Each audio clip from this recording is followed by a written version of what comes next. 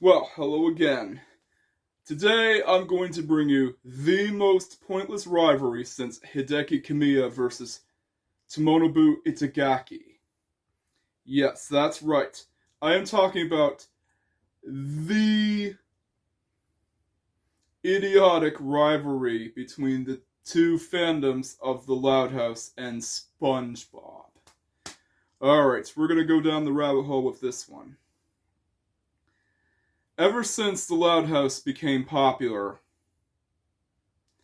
it went up against a SpongeBob SquarePants, and of course, this caused a whole fandom war between the two shows and caused either fandoms to hate each other's shows. So, yeah.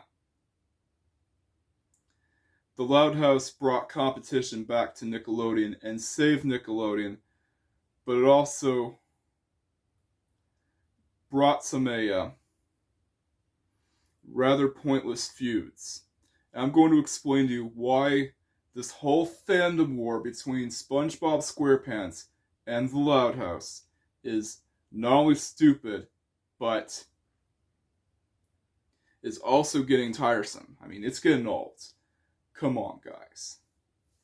Alright, so to explain it, I'm going to explain to you how these two shows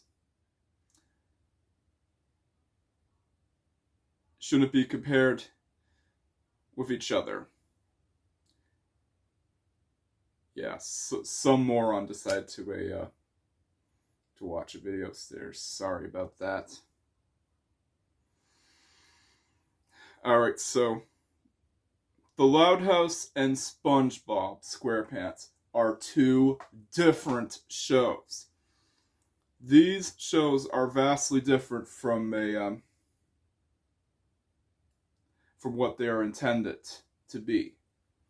SpongeBob SquarePants is a cartoon that goes against real-world logic and, of course,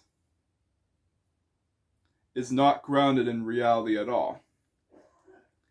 It's supposed to be a show which, at the time, was easy to watch, funny, and different, but nowadays it's not nearly as good.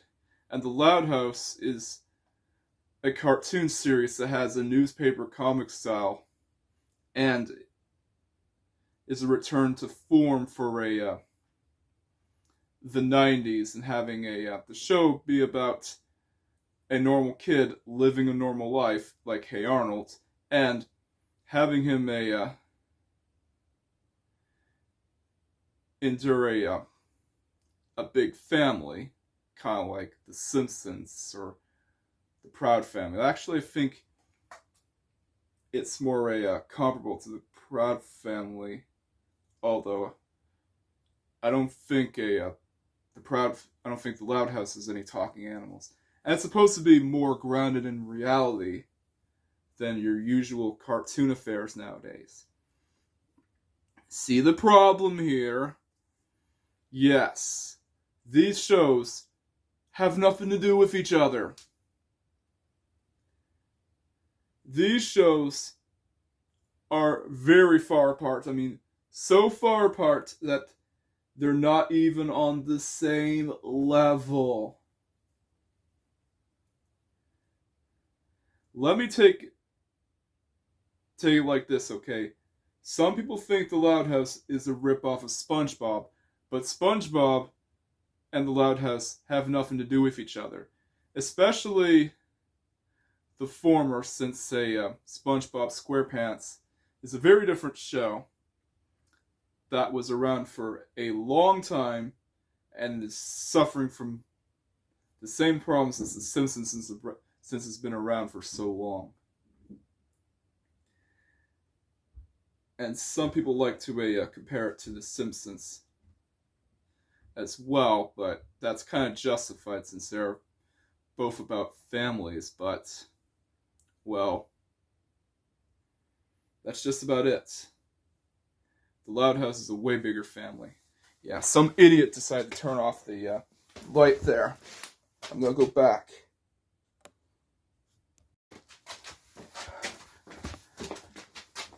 I'm back.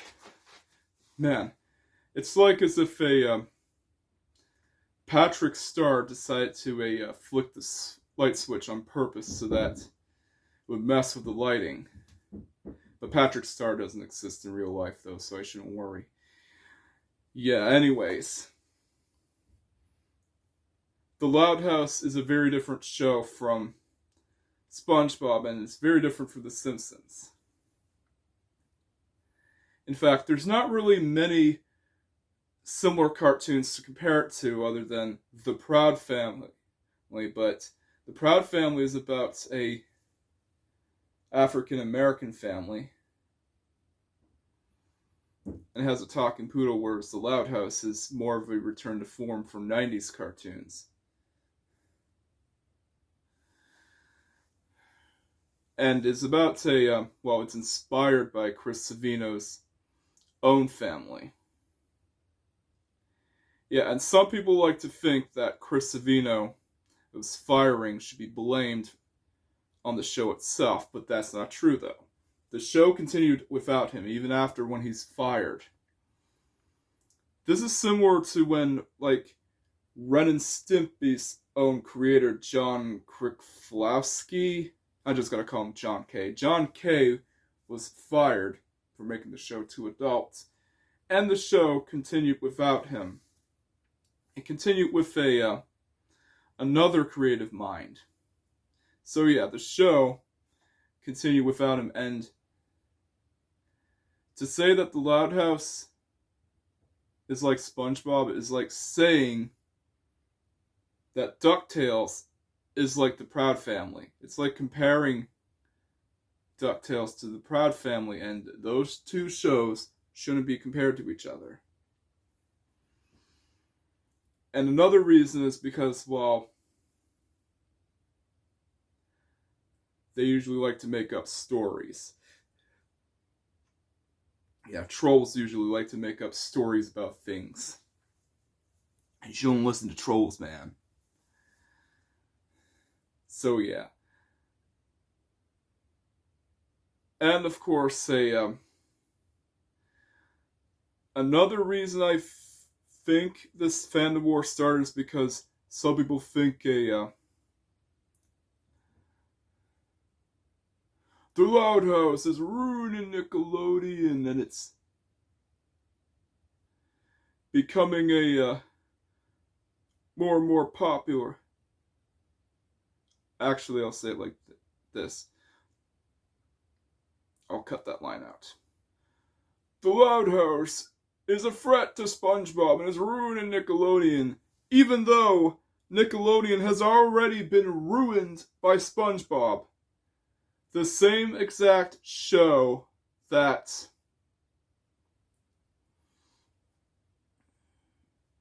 made Nickelodeon more corporate. Yeah, more and more corporate as the years went on. Like Sabersparks said, at least when Rugrats was king, it had some friendly competition. But all I see now is yellow. And that's exactly true. When SpongeBob was given all the treatment it got back then. And it also ruined the chance of other shows to succeed, like Legend of Korra. Its third season, you couldn't watch on Nickelodeon at all. You had to go on their website to watch it, which is bad. We all remember the dark ages of Nickelodeon, and I think SpongeBob is probably responsible for these dark ages. And there's also a certain cartoon series called Adventure Time that Nickelodeon infamously rejected in favor of Fanboy and Chum Chum. You're never gonna live that down, Nickelodeon. So yeah, the Loud House is what saved Nickelodeon. The Loud House saved Nickelodeon from their dark ages. Whether you like it or not, the Loud House became popular and went against Nickelodeon's status quo like Harvey Beaks. And actually, outlasted Harvey Beaks is still around today. Harvey Beaks hasn't even gotten its third season. So yeah, the Loud House has actually saved Nickelodeon and brought variety back to Nickelodeon. Yeah, remember a time when there was little to no variety in Nickelodeon? Yeah, we remember those times. Surely they have other shows during that time, but none of those shows at the time got the SpongeBob treatment until the Loud House became more and more popular and Nickelodeon decided to market it. Yeah, they finally marketed a show outside of SpongeBob. So yeah, the Loud House was beneficial to Nickelodeon's resurrection as what they needed after they went for their dark ages. And another reason, because of episodes like No Such Luck and Brawl in the Family, where people think the Loud sisters are always rude to Lincoln, which isn't true, by the way. Those episodes you shouldn't even watch. They're non-canon. Yeah, forget those episodes ever existed. They're not even canon to the series. Especially avoid No Such Luck at all costs. If you want a good episode to watch a Room of a Feud or one of my personal favorites, Snow Way Out. I'm sure you've got some good suggestions too. And guess what? SpongeBob has bad episodes too! I bet you didn't know that, eh? Yes, believe it or not, SpongeBob is not even safe from bad episodes either.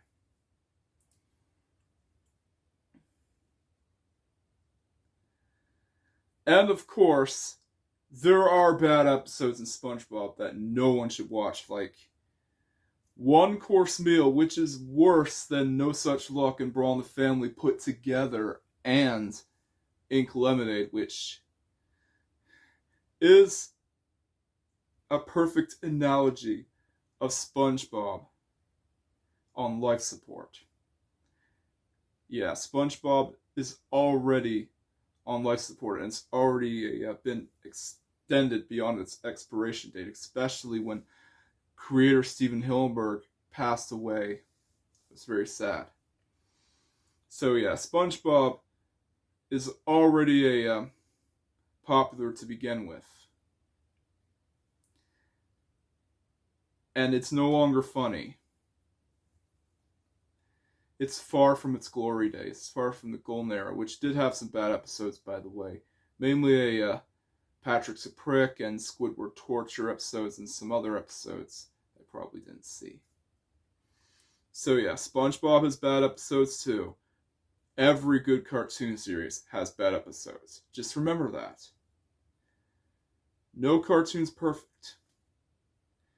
And of course, in all honesty, the Loud House is actually more kid-appropriate than Ren and Stimpy. Yeah, its jokes are not nearly as crude as Ren and Stimpy's are. Yeah, there might be some Lily Loud diaper jokes, but Ren and Stimpy had some rather infamous jokes in the show. Like, there was like freaking one episode in the Ren and Stimpy show where, you guessed it, a lot of body horror. In fact, Man's Best Friend probably had the most body horror out of all the Ren and Stimpy show episodes, and was banned. Well, they couldn't even let it air on Nickelodeon because it was too violent. And there was one episode which even in the post John K. era was banned from airing on Nickelodeon because of its dark subject matter called Ren's Retirement, where it focused on PTSD. And I'm actually surprised that One Course Meal didn't get banned from airing on Nickelodeon, because it focuses on suicide jokes, which don't even work in these day and age. And guess what? The Simpsons tried it, and no, it didn't work there either. So yeah, it's more kid appropriate than a cartoons that aren't even appropriate for children, but are tried to be children's cartoons. So yeah, well, we've all learned that, well, fandom wars are stupid. But at least with the Ford versus Chevy rivalry, it's justified because the two are big competitors. Ford and Chevy have always been trying to top each other at their own game, and some people prefer Chevy trucks over Ford trucks. Yeah, Ford and Chevy make the same trucks. Well, not the same trucks, but the trucks in the same class. And they're two rivals, but the fandom wars between the Loud House and SpongeBob don't make any sense whatsoever, since neither shows have anything in common. The only thing they have in common is that they're Nicktoons and they're popular. And they have fast food, and they both have fast food restaurants. SpongeBob has the Krusty Krab, and the Loud House has the Burpin' Burger, and that's pretty much it. Nothing in common. And the moral of the story is, you should never compare a show that's vastly different from another show, even if it's just as popular as the other one. Imagine if people went to war with a Rugrats and Ren and Stimpy. Imagine if there was a fandom war revolving around those shows.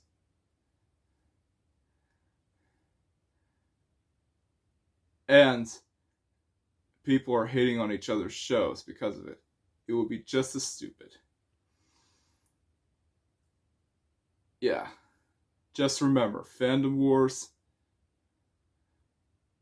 like these are stupid. And the lesson here is that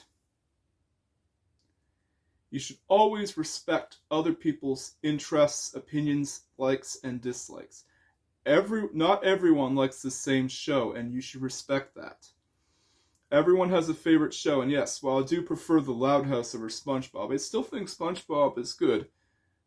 Mostly a classic SpongeBob, since classic SpongeBob's the best. Modern SpongeBob's not as good.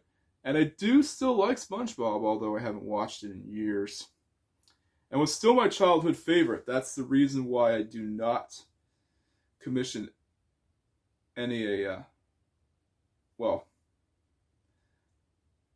like commissioning artwork, but I shouldn't be commissioning any art of the SpongeBob females as much as the Loud House females, because with the Loud House females, you could put them in a swimwear and be fine with it. But with SpongeBob females, yeah, it ruins my childhood. It's a childhood cartoon, and I cannot have any art like that. That ruins my childhood. Any gory pics of SpongeBob's also ruins my childhood. Yeah, anything involving this stuff ruins my childhood. SpongeBob is a childhood cartoon, and I still like it. I'm still very fond of it because it is part of my childhood. And I like the Loud House because it was a throwback to the 90s. I learned from Mr. Ender himself that it's like watching a 90s cartoon. And I'm actually going to watch it on an old CRT TV sometime to capture that, 90s experience, and to basically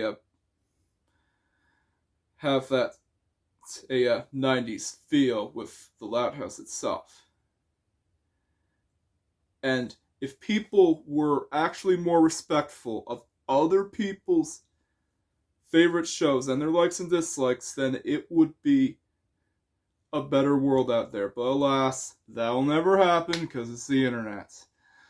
Yeah, it sucks to be dealing with trolls and haters, doesn't it? Especially the toxic ones. So yeah. fandom wars are stupid sometimes. Some of them are justifiable, like The Simpsons versus Family Guy. And hopefully someday we'll actually get a crossover between the Loud House and SpongeBob, but it probably never fit considering that both shows are different, as I said before. But it will be great to have one since both fandoms can finally solve their differences and agree on each other with a crossover episode. And it would exactly be like the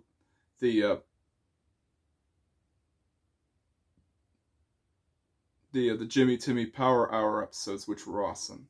So yeah, hopefully someday we'll get something like that. But for now, let's say keep watching our favorite shows and don't start any more pointless fandom wars. So that's a wrap. Batman's arch nemesis is the Joker, but my arch nemesis is the YouTube algorithm. Smaller channels are being attacked and put at risk because of the viewer-based algorithm that YouTube has. And yes, the Racer Simmer Productions YouTube channel will be needing every ounce of support from you guys. Like, comment, subscribe, and hit the notification bell to see when new Racer Simmer Productions videos are being posted. And together, we can help defeat the algorithm and drive it away from the Racer Simmer Productions YouTube channel. And yes, every subscriber count matters because it means you are really awesome and you support me through the difficult time on being on YouTube. Yeah, it means you really support me during these difficult times. Anyways, I'll catch you guys next time.